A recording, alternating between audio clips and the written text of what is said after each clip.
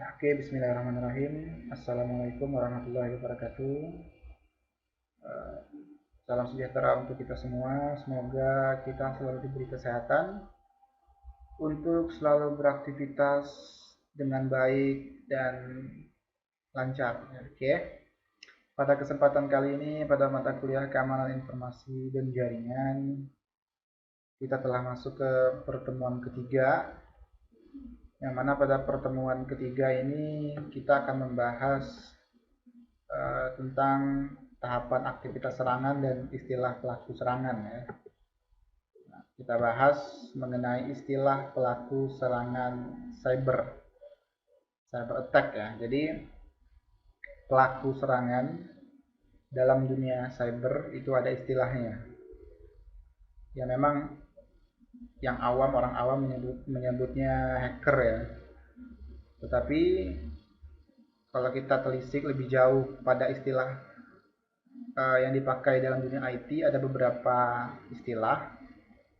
Nah, yang pertama namanya adalah black hat hacker, atau kalau di bahasa Indonesia kan peretas topi hitam. Nah, seperti itu. Nah, ini julukan sebenarnya. Jadi black hat hacker ini adalah seorang cracker perusak ya, yang memanfaatkan skillnya di bidang IT untuk keuntungan pribadi dan merugikan orang lain. Contohnya pembobolan sistem pencurian data, kemudian teknik carding yaitu membobol ATM ya. Nah, kemudian juga black hat hacker ini sangat-sangat merugikan sekali bagi korbannya, karena bisa saja membuat korban kehilangan data-data pribadi, kemudian kehilangan uang jika yang dibobol oleh cracker tadi adalah ATM-nya gitu kan sering tuh pernah kejadian hacker tiba-tiba membobol rekening nasabah. Kemudian nasabah tersebut baru sadar ketika cek ATM-nya, kemudian nominal pada tabungannya berkurang. Nah, bisa saja nasabah tersebut terkena atau menjadi target dari black hat hacker ini. Nah, kemudian istilah yang kedua namanya white hat hacker atau peretas topi putih. Nah, ini aliran putih ya. Kalau tadi aliran hitam, kalau istilah yang kedua ini hacker aliran putih, yaitu profesional yang bekerja pada perusahaan keamanan, security analyst, dan security consultant. Nah, jadi hacker topi putih ini cenderung dia membangun IT itu sendiri, mengembangkan IT, kemudian mengembangkan keamanan dari segi informasi, bagaimana informasi tadi dapat dilindungi dengan cara-cara yang dengan metode-metode yang dibuat oleh security consultant atau security analyst tadi. Jadi white hat hacker ini adalah hacker baik sebenarnya. Contoh, seorang white hat hacker mencoba masuk ke dalam sebuah aplikasi website ya. Kemudian ketika dia menemukan celah atau lubang keamanan atau bug pada website tersebut, dia tidak mengeksploitasi, dia tidak melakukan serangan, tetapi justru dia memberitahu kepada si pengelola website bahwa kekurangan pada websitenya atau bug pada websitenya di sini, gitu. Diberitahu bahwa website tersebut rentan terhadap eksploitasi atau penyerangan. Nah, itu white hat hacker ya, hacker yang baik. Kemudian yang ketiga ada grey hat hacker. Nah, ini artinya peretas topi abu-abu ya, grey, abu-abu. Nah, jadi antara black dan white ini kadang dia jadi baik, kadang dia jadi jahat. Ini nggak jelas ya grey hat nih. Ya, contoh ketika grey hat hacker masuk ke dalam sebuah sistem keamanan, membobol sistem keamanan, dia masuk ke dalam sistem tersebut, kemudian dihadirkanlah dalam sistem tersebut data-data rahasia sebuah perusahaan gitu. Terus oleh si Greyhead tadi dilihat dulu mana data yang kira-kira dapat menguntungkannya di masa depan. Kira-kira dia eh, memanfaatkan data tersebut, maka diambil. Jika dikira data tersebut tidak bermanfaat, maka dia tidak ambil. Jadi antara black dan white ya, antara baik dan jahat. Contohnya seperti maling ya, maling ketika masuk ke dalam sebuah rumah, ketika mampu membobol keamanan sebuah rumah dan masuk ke dalam rumah tersebut, nah dia punya dua pilihan, antara hanya melihat-lihat barang yang ada di rumah tersebut, dan yang pilihan kedua yaitu mengambil semua barang-barang berharga yang ada di rumah tadi. Nah, jadi itu adalah sebuah pilihan ya. Mau jadi white atau black itu adalah sebuah pilihan tergantung pada segi perilakunya seperti apa. Perilaku hacker maksudnya itu ya, perilaku penyerang, attacker tadi. Nah, kemudian ada namanya suicide hacker. Ya, ini golongan yang paling jahat ya kayaknya, karena digolongkan adalah seorang teroris ya. Teroris yang memanfaatkan keahliannya untuk merusak suatu tatanan sistem dengan mengorbankan dirinya sendiri ya. Suicide itu kan bunuh diri artinya. Nah, jadi itu beberapa istilah pelaku serangan pada dunia cyber ya. Mungkin dari kalian ada yang mau nambahkan, silahkan komentar. Kemudian yang selanjutnya ini ada sumber ancaman pada data. Nah, jadi sumber-sumber yang dapat mengancam data dan informasi itu seperti apa dalam dunia keamanan. Yang pertama, ancaman yang disebabkan oleh virus ya. Kita tahu virus merupakan program komputer yang dapat menggandakan atau menyalin dirinya sendiri dan menyebar dengan cara menyisipkan salinan dirinya ke dalam program atau dokumen lain. Nah, virus ini tujuannya tak lain dan tak bukan adalah untuk merusak ya, untuk merusak data yang ada pada komputer korban. Nah, biasanya sih pembuat virus tujuannya ya untuk selain untuk ya ngetesting dari kemampuan dia gitu ya. Oh, saya mampu membuat virus nih, saya sebarkan gitu kan. Nah, jadi lebih ke pamer ya dia gitu ya. Oh, dan saya tentunya mampu virus nih, saya sebarkan si pembuat virus ini. Nah, jadi bisa jadi mendapat keuntungan dari pamer ya jika virusnya tersebar ya. Tentunya dia mendapat keuntungan si pembuat virus atau mungkin di balik bisa jadi tersebut ada dari pamer ya jika virusnya tersebar ya. Skrip-skrip program si pembuat virus atau mungkin bisa dijadikan mata-mata oleh si pembuat virus pamer bisa mengintip ya tersebar informasi yang ada pada komputer yang telah terjangkit virus tadi, seperti itu. Kemudian ancaman yang kedua adalah Trojan ya, Trojan horse ya. Kalau istilah populernya Trojan horse, kuda Trojan ya, kuda Trojan. Yang mengambil data pada komputer yang telah terinfeksi dan mengirimkannya pada si pembuat Trojan itu sendiri. Nah, jadi Trojan ini sebenarnya sifatnya kalau orang yang awam melihat Trojan ini dia sepintas seperti program biasa. Nah, mungkin bagi kalian yang pernah download aplikasi dari situs-situs yang tidak dipercaya ya, yang situs-situs yang memiliki crack ya. Jadi ketika kalian mengekstrak cracknya, menginstal, siapa tahu ya bahwa ketika kita menginstal Trojan tadi juga ikut terinstall pada komputer kalian, karena kalian downloadnya pada situs yang tidak dipercaya. Contoh juga ketika kita mendownload misal file yang kita tahu dia adalah bertipe PDF. Setelah terdownload ternyata file tadi bertipe .exe ya. Nah, ini bahaya ketika kita klik kita install. Ketika kita tidak tahu, nah maka kita install ya. Harusnya kan kita niatnya tadi mau download file yang bertipe PDF. Ternyata yang terdownload yaitu bertipe .exe dengan nama yang sama. Karena beda ekstensinya saja. Nah, itu ketika kita jalankan maka bisa jadi file tadi adalah berupa Trojan yang tujuannya untuk mengambil data-data penting yang ada pada komputer kita, seperti itu, dan mengirimkan data tadi ke si pembuatnya. Oke. Yang ketiga, sniffing. Nah, sniffing ini adalah pengintaian atau mata-mata ya, atau penyadapan pada lalu lintas jaringan komputer. Nah, jadi jaringan komputer ini cakupannya luas ya. Misal kita berada pada jaringan komputer umum ya, kita connect ke wifi kantor kita misalnya sudah punya kantor ya. Kemudian aktivitas berselancar kita di dunia maya tentu hanya kita yang tahu ya. Nah, karena kita koneksinya ke wifi kantor, bisa saja bisa saja pada jaringan kantor tadi sebenarnya telah disisipi oleh sniffer. Namanya sniffer itu adalah orang yang memata-matai lalu lintas traffic sebuah jaringan ya.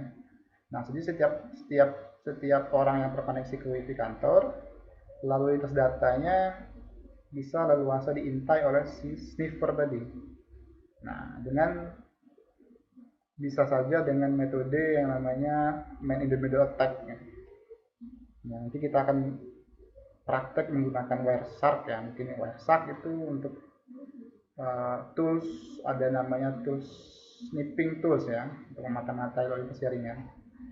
Jadi saya kira itu 3 ancaman, sebenarnya banyak ancaman, tapi yang paling sering ya 3 inilah. Kemudian ada juga ancaman fisik ya. Tadi ancaman non fisik, sekarang ancaman fisik. Yang pertama, pembobolan ruangan sistem komputer. Nah, berbagai macam cara dilakukan oleh cracker untuk mendapatkan informasi rahasia pada sebuah sistem keamanan atau sistem informasi ya. Selain tadi menyebarkan trojan atau melakukan teknik serangan, juga bisa melakukan pembobolan ruangan sistem komputer ya, atau ruang server. Server kan fungsinya untuk menyimpan data ya, banyak data. Bisa saja dia masuk ke ruangan server dan membobol atau mengambil data tadi dari server tanpa si pengetahuan si empunya. Nah, ini seperti itu, keamanan yang bersifat fisik. Kemudian yang kedua, penyalahgunaan account yang sudah aktif yang ditinggal pergi oleh user. Nah, ini juga termasuk tergolong dari cybercrime ya, penyalahgunaan account yang sedang aktif yang ditinggal oleh pergi user. Nah, jadi misal ada teman kalian yang buka Facebook di komputer kalian gitu kan, kemudian temennya lupa logout, kemudian kalian dengan iseng memanfaatkan Facebook temennya untuk mengintip pesan-pesan yang masuk. Nah, itu penyalahgunaan akun namanya. Jadi tergolong pada cybercrime, kejahatan dunia maya. Itu ada undang-undang yang menaungi itu ya. Tentu saja kalian bisa terkena undang-undang ITE jika terlapor ya, dilaporkan pada dugaan penyalahgunaan akun.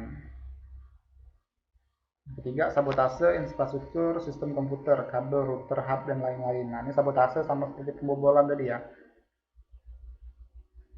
Solusinya bagaimana? Ini ada solusi juga. Solusi yang pertama, konstruksi bangunan yang kokoh agar terhindar dari pembobolan tadi tentunya.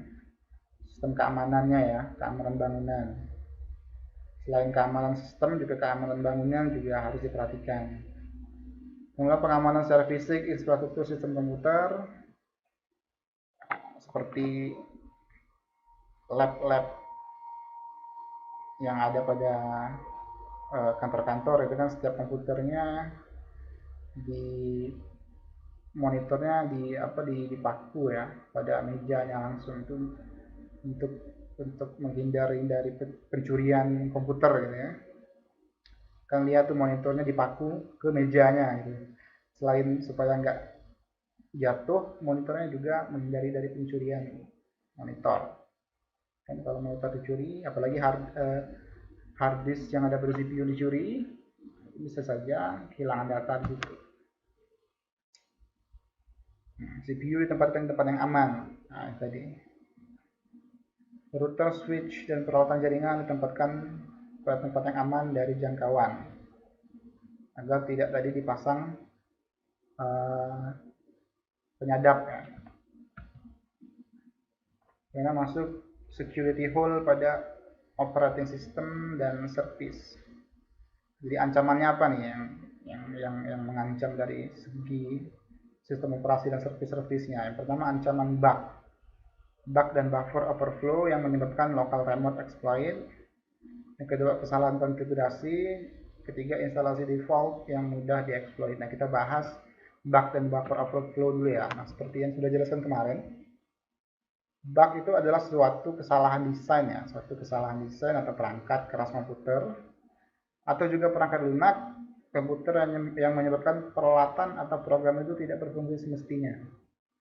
Nah, ini bug ini cacat ya, cacat pada sistem karena kelalaian mungkin si pengembang atau si pembuat sistem. Kemudian kesalahan tadi dimanfaatkan oleh orang-orang yang bertanggung jawab untuk masuk ke dalam sistem. Kemudian buffer overflow. Serangan buffer overflow terjadi ketika si attacker memberikan input yang berlebihan pada program yang dijalankan, sehingga program mengalami kelebihan muatan dan memori tidak dapat mengalokasikannya. Ini memberikan kesempatan pada attacker untuk menindih data dan program dan men-take over kontrol program yang dieksekusi attacker. Nah, buffer overflow ini membanjiri traffic lalu lintas data ya pada sebuah jaringan. Ini mungkin teknik DDoS yang sering dipakai untuk melakukan buffer overflow ini. DDoS itu denial distributed service, jadi membanjiri aliran jaringan, traffic jaringan, bukan aliran tapi traffic jaringan, sehingga servernya menjadi down. Kemudian ketika down, nah itu bisa saja di take over atau diambil alih kontrolnya oleh si attacker jika sistem keamanan tidak mumpuni. Bagaimana pencegahannya pada sisi programmer tadi untuk mengatasi bug tadi ya. Yang pertama, coding dengan teliti dan sabar sehingga kemungkinan keliruan coding yang menyebabkan buffer overflow dapat dihindari ya. Dengan teliti mungkin logikanya dalam membangun sistem lebih diteliti lagi ya, sehingga tidak menghindari dari serangan mungkin SQL injection atau gimana ya. Sisi user selalu mengikuti informasi bug-bug melalui rilis dari situs keamanan seperti focus.com dan lain-lain. Jadi isu-isu keamanan yang ada pada dunia IT itu biasanya dirilis oleh securityfocus.com, kemudian apa-apa saja defendingnya atau perlindungannya juga diposting biasanya di securityfocus.com. Kesalahan konfigurasi tadi ya, yaitu ancaman sistem dapat diakses dengan mudah dari host yang tidak berhak atau privilege yang dapat dieksploitasi.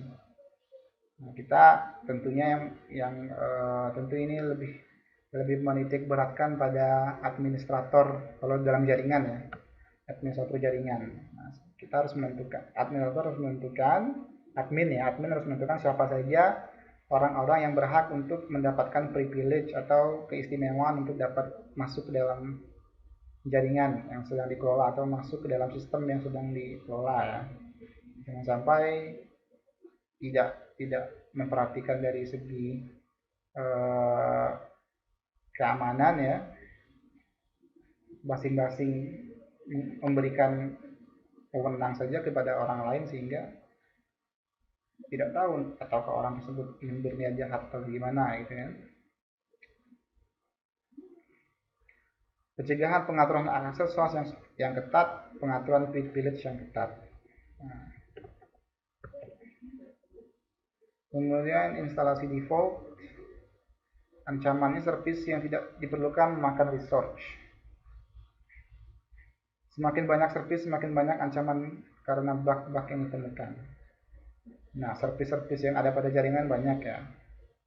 Ada FTP, SMTP. Nah, nanti kita akan membahas bagaimana kita melihat service-service yang terbuka pada sebuah jaringan. Nah, nanti kita praktek menggunakan Nmap ya. Password default mudah ditebak. Nah, password default ini artinya passwordnya terlalu mudah atau terlalu pendek, terlalu panjang dan mudah ditebak. Nah, itu bisa saja juga rentan ya.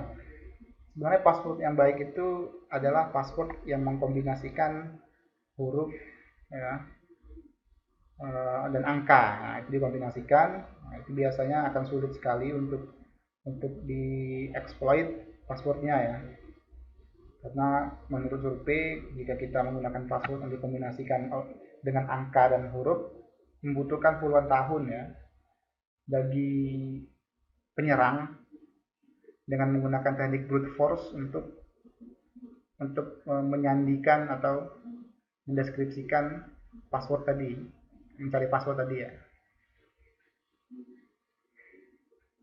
Sampel program dapat dieksploitasi dan lain-lain. Ya, pencegahannya bagaimana nih? Pencegahannya nyalakan service yang perlu saja, yang tidak perlu ya di close atau di shutdown ya. Konfigurasikan seaman mungkin dan buang semua yang tidak diperlukan setelah instalasi. Itu pencegahan dari ancaman-ancaman yang disebutkan tadi. Nah, kemudian jenis ancaman terhadap sistem informasi. Nah, ini kita baru membahas teknisnya ya. Apa saja serangan, jenis ancaman yang terhadap sistem informasi. Serangan yang pertama yang telah sebelumnya saya singgung yaitu the DOS, Distribute Denial of Service. Penyerang membanjiri server dengan paket data yang sangat banyak untuk membuat server target mati, sehingga lalu lintas jaringan yang datang dari pengguna yang terdaftar menjadi tidak dapat masuk ke dalam sistem jaringan. Nah, itu istilah dari DDoS ya. Jadi DDoS ini membanjiri tadi ya, disebutkan membanjiri traffic jaringan sehingga servernya menjadi down. Contoh server Stikom gitu kan. Kalian kan mahasiswa sebenarnya memiliki atau berhak untuk mengakses mungkin siswo gitu ya, yang ada pada fitur yang ada pada web Stikom. Kemudian server Stikom diserang oleh attacker misal dengan menggunakan teknik DDoS. Jadi teknik DDoS ini dia seorang attacker terlebih dahulu menjangkiti ya, istilah menjangkiti komputer korban yang lain itu dengan trojan. Nah, ini komputer korbannya sebelumnya ya, bukan komputer kita tapi komputer korban yang lain.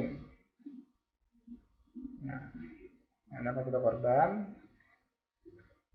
Kemudian komputer yang terjangkit oleh trojan yang di-create atau dibuat oleh attacker tadi namanya komputer zombie. Jadi si attacker tadi bisa mengkontrol semua komputer yang terjangkit oleh trojannya dengan leluasa. Jadi komputer inilah yang digunakan untuk merequest atau membanjiri traffic dari server target. Misal server targetnya Stikom tadi ya. Jadi si attacker istilahnya menyuruh komputer zombinya untuk melakukan request kepada server Stikom. Sehingga kapasitas servernya menjadi penuh ya dan kemudian down. Nah, kalian yang sebenarnya berhak untuk mengakses server Stikom jadi nggak bisa akses karena servernya terlebih dahulu dibuat down oleh si attacker tadi. Nah, itulah contoh dari serangan DDoS tadi. Makanya kalau kalian pernah lihat itu ada ketika kita buka sebuah alamat website muncul kalimat 404 server not found. Nah, server not found bisa saja servernya down, bisa jadi juga dia lagi maintenance ya. Nah, jadi kemungkinan untuk itu ada ya, ataukah mungkin servernya lagi down karena diserang gitu kan, mungkin karena penggunanya memang saat itu lebih banyak ya. Nah, ini seperti yang saya jelaskan tadi, si attacker mengontrol komputer yang sebelumnya telah terjangkit oleh trojan ya, nih trojan. Kemudian komputer yang terjangkit tadi dikontrol menjadi komputer zombie yang siap melakukan segala perintah yang disuruh oleh attacker. Kalau perintahnya serang server ini, maka dia akan menyerang membanjiri trafficnya dengan request sehingga public web server target ini menjadi down. Ini contoh yang kedua, ini adalah teknik yang kedua ya. Tadi sudah ada DOS, sekarang teknik man in the middle attack. Tahu kalau di bahasa Indonesia kan orang di tengah penyerangan gitu ya. Orang yang berada di tengah melakukan penyerangan, man in the middle attack. Adalah salah satu teknik hacking di mana peretas menempatkan dirinya berada di tengah-tengah dua perangkat yang saling berkomunikasi. Karena peretas berada di tengah-tengah komunikasi, maka dia dapat membaca, memodifikasi, atau mencekal paket yang akan dikirim dan diterima kedua perangkat tersebut. Nah, jadi bahaya juga ya, karena percakapan kita antara kita dan misal teman kita itu bisa diketahui oleh orang-orang tadi yang berada di tengah berada di tengah antara kita dan teman kita yang sedang berkomunikasi. Contoh, ini adalah normal keadaan normal ya, komputer kita ya, misal kita sebagai klien dan berkomunikasi dengan server, request misal ke server, server apa, server misal server bank lah ya, kita ingin mencek ATM, tentu kita membuka website bank yang kita tuju ya, misal banknya klik BCA, muncul menu masukkan kata sandi Anda kan. Ketika kita klik ketikkan klik BCA, maka dia akan mengirim pesan ke server. Oh, saya request klik BCA. Jadi di server BCA mengirim feedback ke kita kembali, menampilkan form input, password, dan username ya. Nah, itu keadaan normal. Jadi ada komunikasi dua arah. Bagaimana jika keadaannya tidak normal? Artinya antara komunikasi kita yang normal tadi disusupi oleh attacker atau penyerang. Nah, penyerang tadi berada di tengah-tengah perangkat yang sedang berkomunikasi antara kita dan server. Tadi ya, kembali ke contoh tadi, ketika kita request mau buka www.klik.bca.com, kita request ke server BCA. Kemudian server BCA, misal bank, bisa bank lain, misal bank BNI ya. Nah, kemudian server BCA tadi mengirimkan feedback, menampilkan halaman input username dan password. Nah, ketika kita input username dan password, kita mengirim kembali kan ke server agar bisa diproses di server BCA tadi. Nah, ketika dia mengirim ke server, kemudian informasi username dan password itu dihadang di tengah-tengah komunikasi ya perangkat tadi oleh si penyerang tadi. Si penyerang otomatis tahu ya username dan password dari klien ini. Nah, jadi itulah bahayanya dari teknik ini. Si klien dan server tidak menyadari bahwa mereka disisipi atau disusupi oleh si attacker yang menggunakan teknik man in the middle attack ini. Kira-kira seperti itulah teknik penyerangan ini. Nah, yang selanjutnya adalah ancaman terhadap sistem informasi. Ini lebih tepatnya ancaman terhadap website ya. Deface, mungkin Anda pernah dengar deface, mengubah tampilan ya, deface, tampilan awal. Atau teknik mengganti atau menyisipkan file pada server. Teknik ini dapat dilakukan karena terdapat lubang pada sistem security yang ada di dalam sebuah aplikasi. Hal ini bertujuan untuk melakukan perubahan tampilan pada website korban dengan tampilan yang dimiliki oleh si defacer. Nah, mungkin ini adalah contoh website Telkomsel yang dulu mungkin Anda pernah dengar pernah di deface ya, di hack. Nah, sebenarnya hacker tidak masuk ke dalam sistem intinya ya, dia hanya menyisipkan file saja. Artinya si hacker nggak tahu, si cracker tuh nggak sampai pada level admin, level database yang nggak sampai ke Telkomsel ini, tapi hanya menyisipkan file pada servernya saja, sehingga tampilan awal websitenya jadi berubah sesuai dengan kehendak si penyerang tadi, si cracker tadi. Nah, makanya muncul ketika mengetikkan telkomsel.com muncullah tampilan seperti ini. Kalau biasanya kan nggak seperti ini. Nah, karena telah disisipi file tadi, makanya dia berubah jadi script berubah menjadi kalimat-kalimat seperti ini. Karena script pada file servernya telah disisipi oleh defacer dia, defacer. Nah, biasanya kalau hacker-hacker pemula baru-baru belajar tuh tentu sangat bangga sekali jika berhasil mengubah tampilan website seperti ini. Nah, kalau dalam dunia hacker namanya script kiddie, script kiddie. Artinya hanya baru anak-anak yang baru cetek namanya. Gitu. Nah, kemudian ini SQL injection ya. Nah, ini ancaman yang lebih berbahaya dari deface tadi tentunya ya. SQL injection atau biasa dikenal dengan sebutan SQLI adalah suatu teknik penyerangan web dengan menggunakan kode SQL yang berbahaya untuk memanipulasi database. Jadi dia telah sampai ke level admin. Kalau di phase tadi belum sampai ke level admin ya, hanya mengubah tampilan. Kalau SQL injection telah sampai ke level database. Artinya dia tahu semua data-data isi dalam, isi perut dari sebuah aplikasi ya gitu ya. Nah, dia bisa juga mengubah, mengupdate, mendelete jika dia masuk dalam struktur query language atau ke dalam struktur database-nya. Tindakan ini termasuk ke dalam kategori hacking di mana penyerang akan mencari celah keamanan dari suatu website. Ya, nanti menariknya kita akan praktek menggunakan ini ya, menggunakan SQL map ya, untuk melakukan teknik ini. Tentunya tujuan kita praktek nanti untuk for education only ya, tidak untuk disalahgunakan. Nah, ini contohnya kita nanti ya akan mempelajari teknik ini. Yang pernah saya praktekkan ya. Kita akan membuat atau mempelajari teknik ini tentu saja pada pertemuan berikutnya. Bagaimana mengeksploitasi sistem menggunakan skill injection.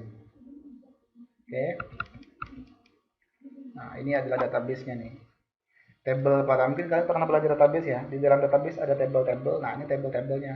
Kita telah memasuki ke dalam database, kemudian kita melihat table-table apa yang ada pada database tersebut. Nah, oke. Ya, mata kita sama-sama berdoa saja semoga corona cepat hilang ya, sehingga kita bisa praktek langsung di lab. Nah, kemudian ada teknik yang kedua, teknik ancaman yang kedua ya, yaitu social engineering. Adalah suatu teknik pencurian atau pengambilan data atau informasi penting, informasi krusial, rahasia dari seorang dengan cara menggunakan pendekatan manusiawi melalui mekanisme interaksi sosial. Atau dengan kata lain, social engineering adalah suatu teknik memperoleh data atau informasi rahasia dengan cara mengeksploitasi kelemahan manusia. Nah, ini menariknya pada teknik ini. Jadi si penyerang tadi dengan menggunakan teknik ini tidak langsung menyerang sistem, tapi menyerang manusianya. Manusia yang seperti apa yang diserang? Yang memegang informasi krusial tadi. Nah, jadi teknik social engineering ini dipopulerkan oleh Kevin David Mitnick namanya, most wanted hacker yang ada di Amerika. Jadi dia menggunakan teknik ini untuk mencari kelemahan dari sisi manusia. Nah, karena dia punya prinsip link yang paling lemah dalam keamanan itu bukan pada sistem tapi orang yang memegang informasi. Misal seorang karyawan ya yang job desk atau tugasnya adalah administrator database. Nah, karyawan ini adalah karyawan baru pada sebuah kantor. Kemudian karena dia karyawan baru, tentunya dia takut untuk melakukan kesalahan yang bersifat merugikan perusahaan ya. Jadi karyawan baru ini sangat hati-hati dalam bekerja, takut dimarahi mungkin oleh bosnya. Nah, sewaktu-waktu ada seorang penyerang menggunakan teknik social engineering berpura-pura menelpon karyawan tadi dengan mengaku sebagai bosnya. Nah, karena si penyerang tahu bahwa karyawan baru ini sangat takut ya, jadi dia memanfaatkan rasa takut karyawan baru tadi, dia memanfaatkannya untuk mendapatkan informasi. Jadi si penyerang dengan menggunakan teknik social engineering berpura-pura menelpon karyawan tadi sebagai bos, tengah malam nelpon. Misalnya tengah malam lagi tidur tengah malam, ketika keadaan fisik kita lagi capek tengah malam ya, dia nelpon. Misal, halo saya Pak Budi, atasan Anda gitu kan. Anda karyawan baru ya, kata si penyerang tadi. Oh iya Pak, ada apa Pak Budi? Karena dia takut, panik nih. Begini, saya mau login ke database. Boleh nggak saya minta password dan username-nya? Karena dia karyawan baru, tentu dia takut dimarahin gitu kan. Bos malam-malam nelpon, tentu ini hal yang penting. Langsung dikasih itu username sama password database-nya. Nah, jadi dia takut dikasih username password database. Kemudian ketika besok ke kantor, data-data semua sudah hilang, mungkin dihapus ya, atau data-data dicuri. Nah, ketika ditanya kenapa, kan bosnya minta. Nah, itu salah. Karena si penyerang tadi menggunakan teknik social engineering, memanfaatkan rasa takut tadi untuk mendapatkan username password dari si karyawan baru tadi dengan berpura-pura menjadi bos. Nah, jadi itu berbahaya ya, sama kayak penipuan ya, tekniknya nih. Kira-kira seperti itu. Yang mungkin bagi yang kurang jelas silahkan tinggalkan komentar ya. Kita bahas malware family ya. Malware atau malicious malicious software ya, atau bahasa lainnya. Adalah kumpulan kode atau perangkat lunak yang dirancang khusus untuk merusak, mengganggu, mencuri, atau menimbulkan dampak buruk pada data, host, atau jaringan. Nah, itu istilah malware ya. Kemudian malware tadi adalah induknya tuh. Di bawah malware ada turunan-turunannya yang lain.